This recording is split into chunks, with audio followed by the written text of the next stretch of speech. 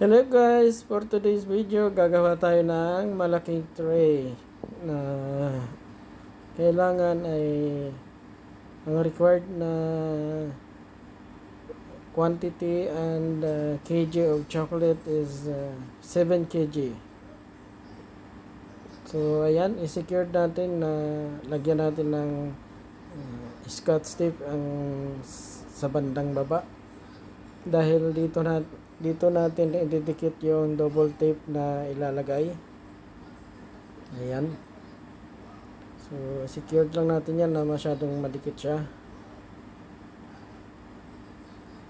Kasi pagka hindi mo i-secured na dumikit at nakalapat talaga, maaring umangat. So, ayan. Ngayon, lagyan na natin ng, ito na yung double tape. Dapat pantay natin sa pinakagilid niya para ang pagkapit ng cellophane mamaya ay maganda ang pagkagawa natin. So sa ganitong style guys, pagka malaki na ang tray, kumbaga hindi na natin kayang ihawakan ng ating kamay para pag buhol-buholin ang mga plastic. Ito na yung ginagawa natin. Ginagamitan na natin ito ng mahiwagang technique. So ayan, lagyan muna natin ng cellophane. Tapos dikit natin to ng secured na hindi gagalaw o hindi matatanggal pagka binanat na natin mamaya. So ayan, kumuha tayo ng mga 7 metro na cellophane para dito natin ikalat sa loob. Diyan lang natin i-buhol-buholin ang mga cellophane na ating gagawing cushion. Ayan. I-secured lang natin yung pinakagilid ay hindi matanggal dahil yan ang magiging hubog ng chocolate paikot na magsusuporta sa pagpatong-patong ng mga chocolate na ilalagay. So ayan,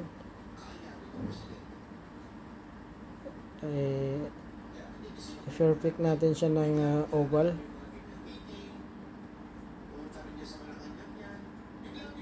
Ayan, i-secure natin yung pinakagilid na medyo matigas siya. So nilalagyan natin ng tape.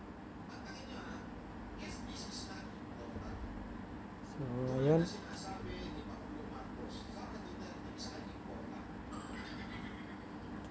medyo hindi siya maumbok guys, so lagyan natin ng pampaumbok sa taas. Ayan,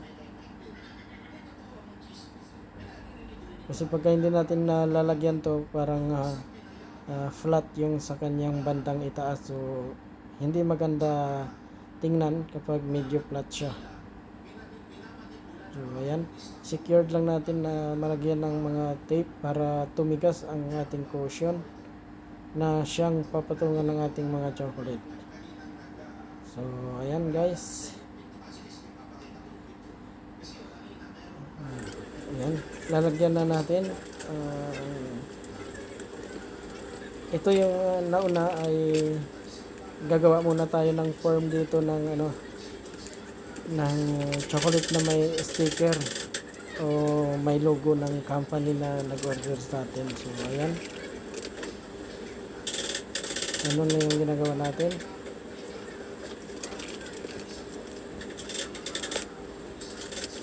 Ayan, inabot siya ng 5 layer.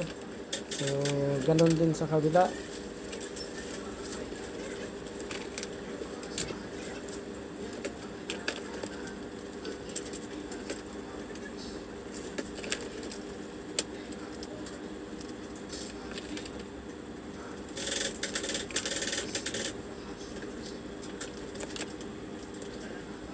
Ayan, sa kabila ulit maglalagay tayo ng 5 layer na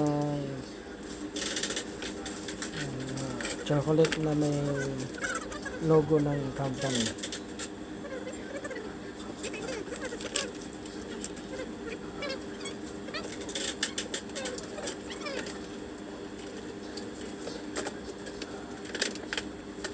Ayan, so kailangan ipantay lang natin guys para hindi tayo mahirapan sa pag salansan ng mga chocolate mamaya.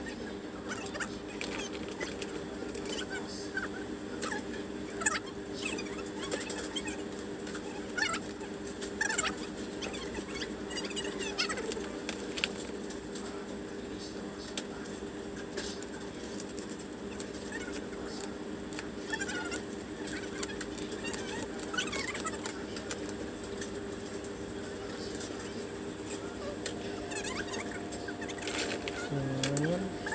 Okay, pang 5 layer na yan guys. So, panoorin nyo na lang hanggang sa dulo guys. Para magkaroon din kayo ng idea sa paggawa natin ng arrangement na ganito. So, walang format to guys na sinusundan. Ito ay ginawa lang natin ayon sa ating imahinasyon na gustong gawin. So, panood nyo na lang guys. Maraming salamat!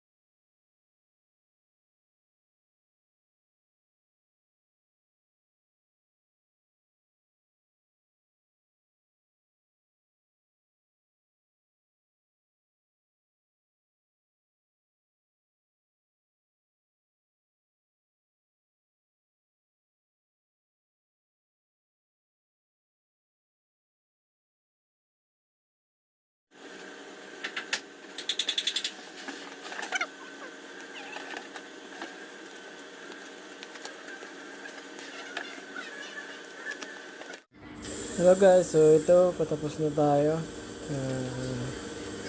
Tinatapos na lang natin yung malaking tray na to. Ito ay naglalaban ng 7 kilo na chocolate. All silver with the logo of company. This one I think for the celebration of UAE National Day. Dahil mayroon sila sigurong company rito sa Oman na ang namamahala ay UAE government or UAE company. UAE it means United Arab Emirates. So ayan guys, sinasalansan na natin ng ayos dahil medyo may kalakihan ang tray na ito. So ayan, kailangan na natin i-plaster ng ayos kasi babalutin na natin ito ng plastic para secured na hindi mahuhulog yung mga chocolate. So lalagyan lang natin ng mga extra pa na mga chocolate sa taas para ma-reach niya yung 7 kg na required.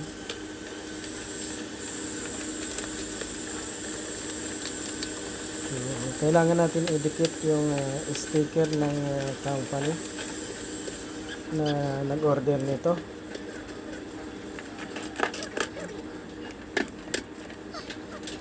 So, kailangan lang din natin i-adjust yung yung mga chocolate dahil mabigat yung kailang layer na po kasi ito kagaya yan. So maaaring mag-iiba yung kanilang position pagka hindi maayusin na babalutin mo agad.